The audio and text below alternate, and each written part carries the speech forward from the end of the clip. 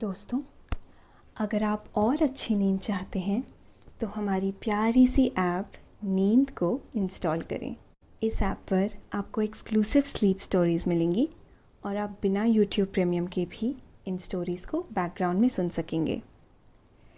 Install करने के लिए आप हमारी वेबसाइट neend.app पर ज़रूर आइए और अच्छी कहानियाँ, स्लीप म्यूज़िक, कुछ टिप्स सुनने के लिए इस चैनल को सब्सक्राइब कीजिए। नमस्कार, मैं हूँ निधि और आज मैं प्रस्तुत करती हूँ हृदय विहारी द्वारा संकलित एक कहानी ईमानदार लकड़हारे की और उसकी कुल्हाड़ी की।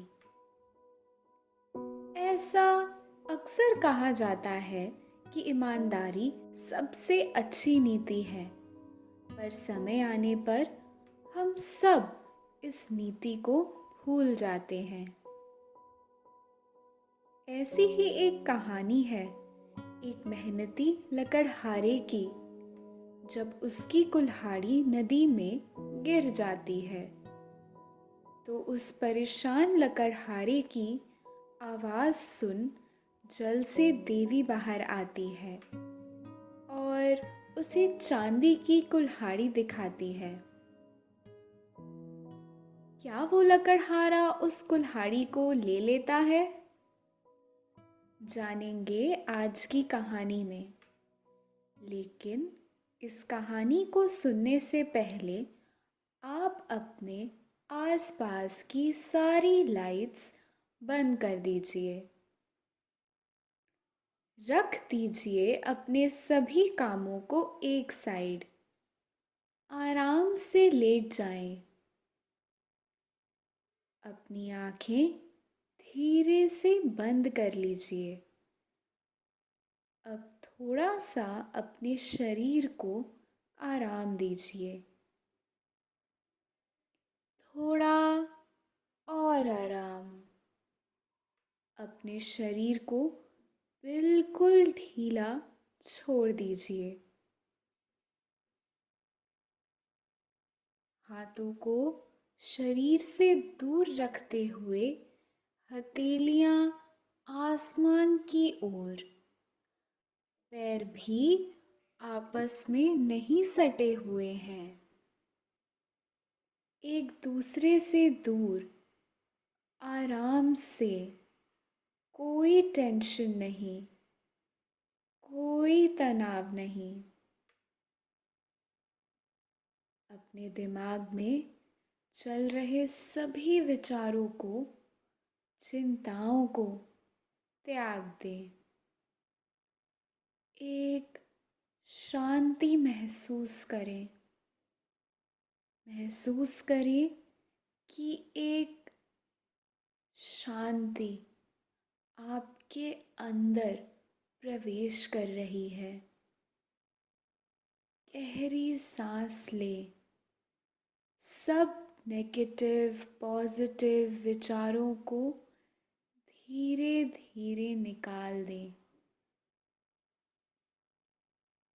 अपनी सांस पर ध्यान लगाएं। इसको धीमे या तेज नहीं करना है।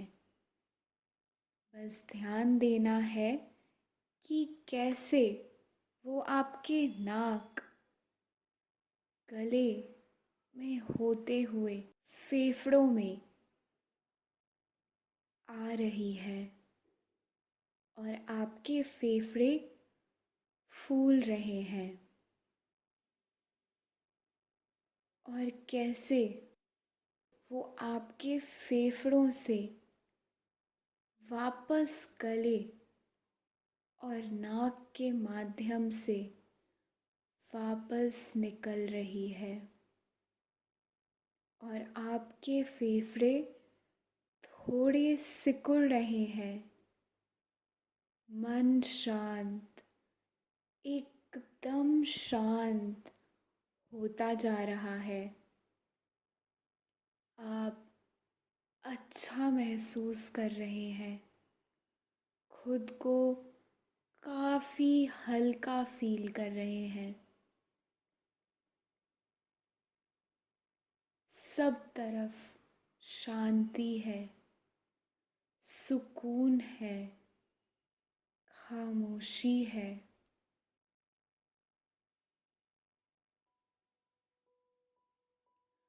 बहुत समय पहले की बात है। एक गांव में एक गरीब लकड़हारा अपने परिवार के साथ रहता था।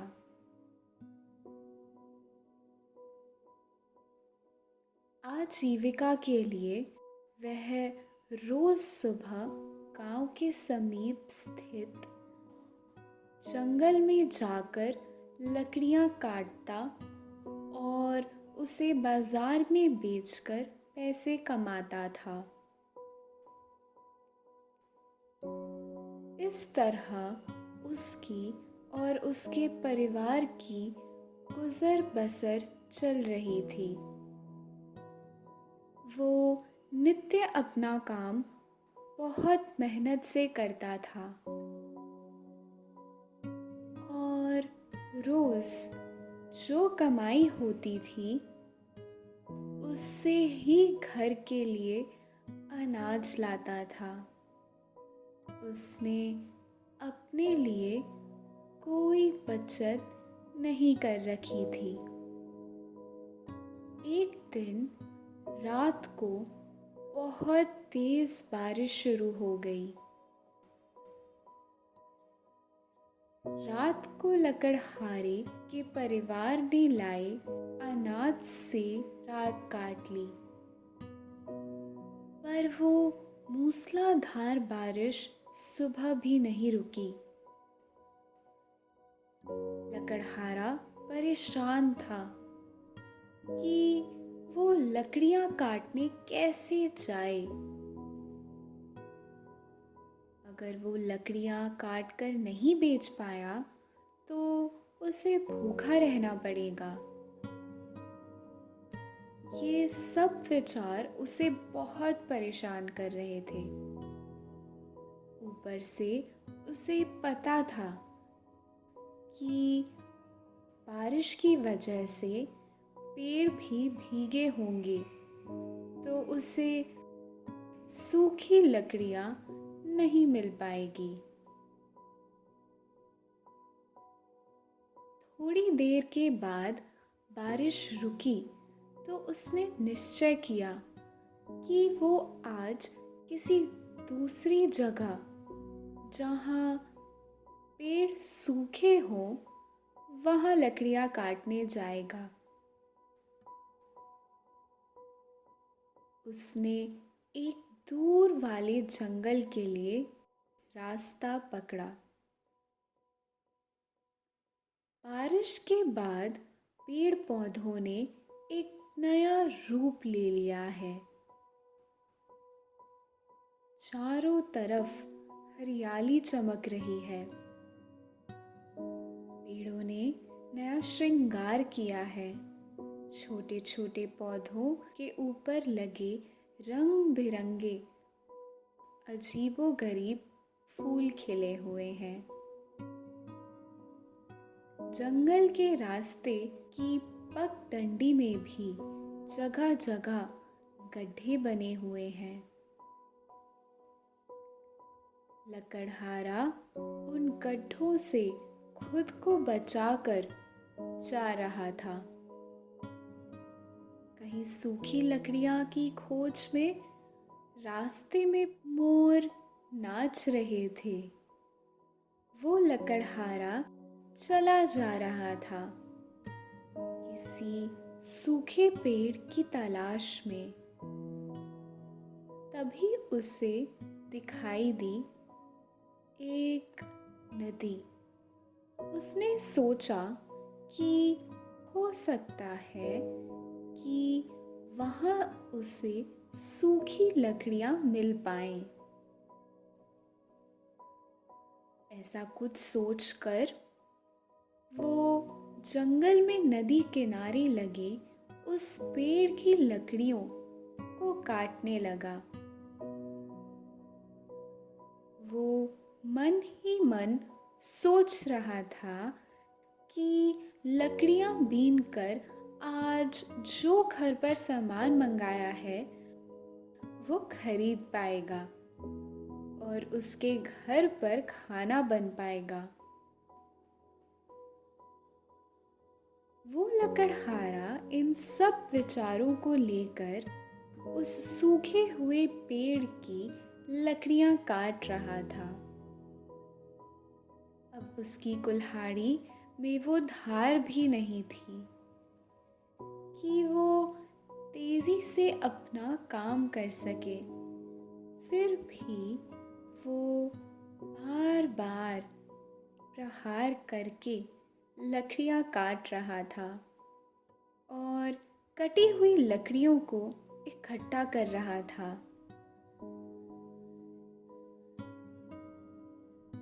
तभी अचानक उसकी कुल्हाड़ी उसके हाथ से छूटकर नदी में जा गिरी।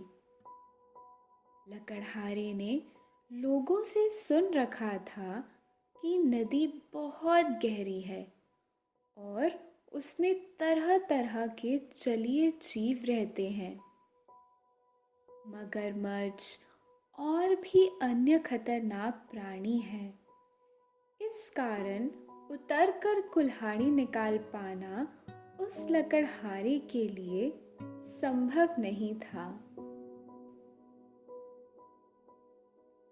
वो लकड़हारा परेशान हो गया था। उसकी आंखों में आंसुओं की धारा बह निकली थी। वो नदी के किनारे ही बैठ गया और सोचने लगा। अब उसकी कुल्हाड़ी पानी में गिर गई है तो कैसे वो लकड़ियों को काट पाएगा, कैसे वो उन्हें बाजार में बेच के अपना और अपने परिवार का भरण पोषण कर पाएगा। उसके पास इतने पैसे नहीं थे कि वो दूसरी कुल्हाड़ी भी ले पाए।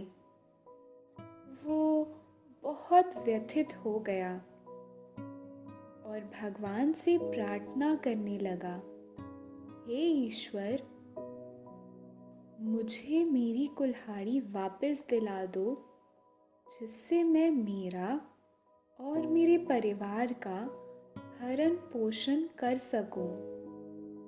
वो लकड़हारा वहीं बैठा बैठा अपने भाग्य को कोस रहा था। वो सोच रहा था कि वो इस वन में क्यों आया। उसी समय नदी के ठीक बीच जल में कुछ हलचल होती है और जल के ठीक बीचों बीच से ही कुछ उदय होता है। थोड़ी देर में वहाँ बहुत तेज से भारी और बहुत सुंदर वस्त्र पहने एक देवी निकलती है। देवी लकड़हारे को रोता देख नहीं पाती है और पूछती है कि वो क्यों रो रहा है। क्या ऐसा कारण है जो उसे परेशान कर रहा है? लकड़हारा बताता है कि वो लकड़ियां काट रहा था और कैसे उसकी कुल्हाड़ी नदी में जल में गिर गई और वो बिना उस कुल्हाड़ी के अपने परिवार का भरण पोषण नहीं कर पाएगा। देवी मुस्कुराई और बोली, बस इतनी सी बात? लो, अभी तुम्हारी मदद करती हूँ। ये बात सुनकर लकड़हारा बहुत खुश हो गया। उसके मन में आशा जाग गई कि अब उसे उसकी कुल्हाड़ी वापस मिल जाएगी। देवी ने लकड़हारे की ईमानदारी की परीक्षा लेने की सोची और अपना एक हाथ नदी में डालकर एक चांदी की कुल्हाड़ी बाहर निकाली। क्या ये तुम्हारी कुल्हाड़ी है? लकड़हारा कुल्हाड़ी की तरफ ध्यान से देखता है और पूरी दृढ़ता के साथ कहता है कि ये कुल्हाड़ी उसकी नहीं है। जल देवी हैरान थी क्योंकि ऐसे चांदी की कुल्हाड़ी को ठुकराने वाले व्यक्ति बहुत कम होते हैं, पर देवी ने परीक्षा को और कठिन करने की ठानी और जल में दोबारा हाथ डाला। कुछ समय पश्चात उन्होंने नदी से एक और कुल्हाड़ी निकाली। ये कुल्हाड़ी सुनहरे रंग की थी, दूर से ही चमक रही थी।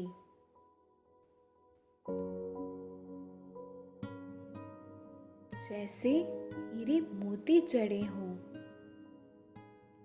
देवी ने कुल्हाड़ी को थोड़ा ऊपर किया और लकड़हारे को दिखाते हुए कहा कि क्या ये है तुम्हारी कुल्हाड़ी है?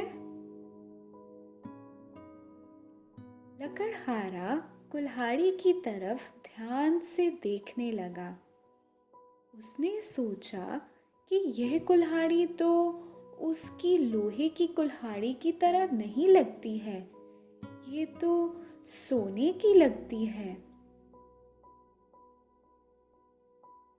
लकड़हारे ने और अच्छी तरह देखा और बोला, नहीं भगवान, ये मेरी कुल्हाड़ी नहीं है।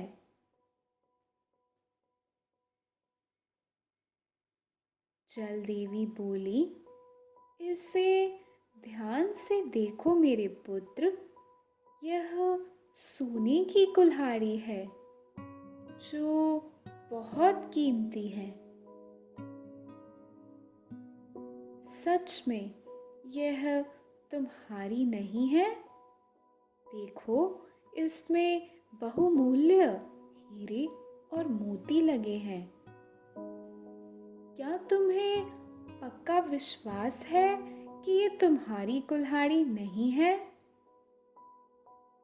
लकड़हारा बोला, नहीं, यह मेरी कुल्हाड़ी नहीं है।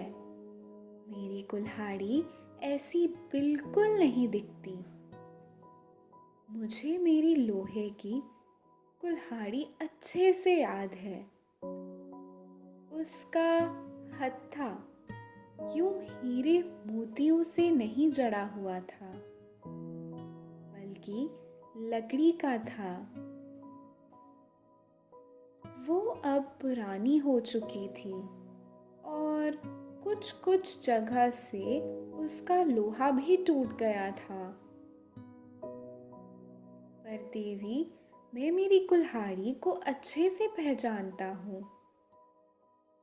देवी लकड़हारे की ईमानदारी पर बहुत प्रसन्न थी। उन्होंने एक बार फिर नदी में हाथ डाला और एक लोहे की कुल्हाड़ी बाहर निकाली। लोहे की उस कुल्हाड़ी को लकड़हारे ने तुरंत पहचान लिया और खुशी से झूमने लगा। इससे पहले देवी पूछ पाती कि क्या ये तुम्हारी कुल्हाड़ी है, वो खुद ही कहने लगा, ये मेरी कुल्हाड़ी है। हाँ, ये मेरी ही कुल्हाड़ी है। वो बार बार देवी का धन्यवाद करने लगा, नाचने लगा, गाने लगा कि आखिर देवी उसकी कुल्हाड़ी को वापस ले आई। पर देवी उस लकड़हारे की ईमानदारी पर इतनी मोहित थी, वे देख रही थी कि कैसे लकड़हारे के मन में खुशी छा गई थी। उन्होंने प्रसन्न होकर लोहे की कुल्हाड़ी के साथ साथ सोने और चांदी की कुल्हाड़ी भी लकड़हारे को थमा दी। कुल्हाड़ी थमाते हुए उन देवी ने कहा, तुम्हारा मन कांच के समान साफ है, उसमें कोई लालच या लोभ नहीं है। तुम्हारे सामने चांदी की वो कुल्हाड़ी लेने का मौका था, पर तुमने उसे स्वीकार नहीं किया। मैंने तुम्हें लालच देने के लिए सोने की कुल्हाड़ी भी दिखाई, लेकिन तुमने उसका भी लालच नहीं किया। तुम्हें अपने कार्य से प्रेम है और उसे पूरी कर्तव्य निष्ठा से निभा रहे हो। मैं तुम्हारी ईमानदारी से बहुत खुश हूँ। ये दोनों कुल्हाड़ी भी तुम अपने पास रखो और इस ईमानदारी से अपना काम करते रहो। तुम्हें सब सुख प्राप्त होंगे। यह कहते हुए देवी अंतर ध्यान हो गई।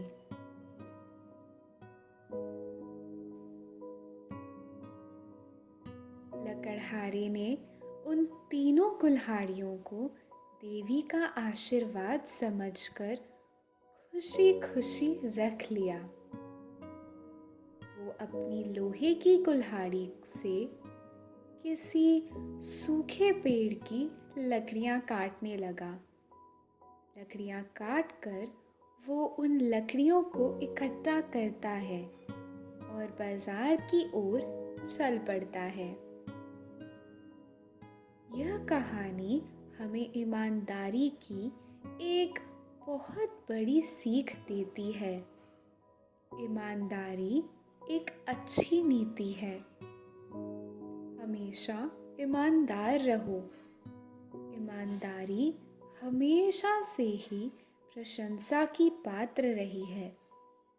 ईमानदारी हमारे नैतिक गुणों में चार चांद लगाती है और फलस्वरूप हमें इसका बेहतर फल हमेशा मिलता है।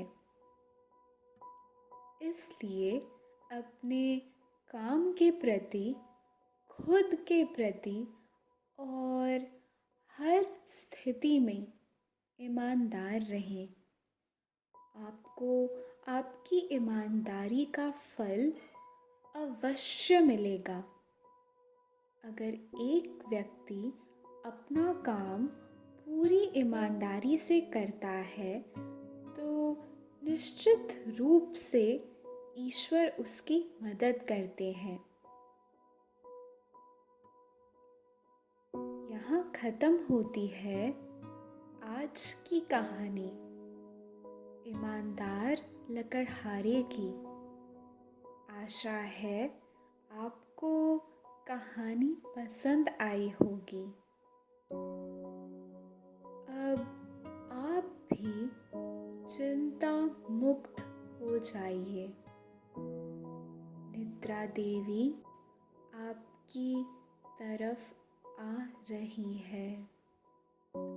आपकी पलकें धीरे धीरे भारी हो रही हैं। निद्रा देवी आपको अपने मोह पाश में बांध रही है। उन्हें स्वीकारें, सांसों पे ध्यान दें और शरीर को ढीला छोड़ दें। अब आप धीरे धीरे नींद की ओर बढ़ते जा रहे हैं और नींद आपको अपनी आगोश में समाती जा रही है, समाती जा रही है। शुभ रात्रि।